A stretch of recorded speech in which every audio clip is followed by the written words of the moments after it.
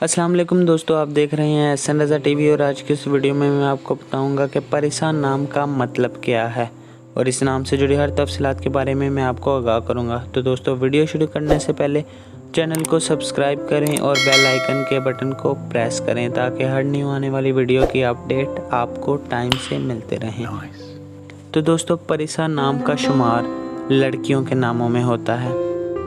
परिसा नाम की इब्तदाई तारीख फ़ारसी ज़ुबान से निकलती है।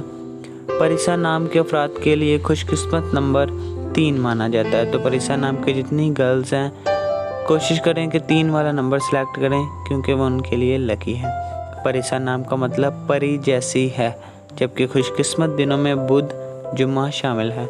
खुशकिस्मती वाली दहातों में हिंसों के हिसाब से कांसी शामिल है। परिसा नाम के अफराद के लिए मुवाफिक रंगों में सब्ज़, पीला, हल्का गुलाबी और खुबानी कलर शामिल हैं। परिसा नाम के अफराद के लिए मुवाफिक पत्थरों में नीलम शामिल है। तो दोस्तों, अगर वीडियो पसंद आई हो तो इसे ज़्यादा से ज़्यादा शेयर करें और चैनल को सब्सक्राइब करना बिल्कुल नहीं भूलना। मिलते हैं नेक्स्ट वीडियो में।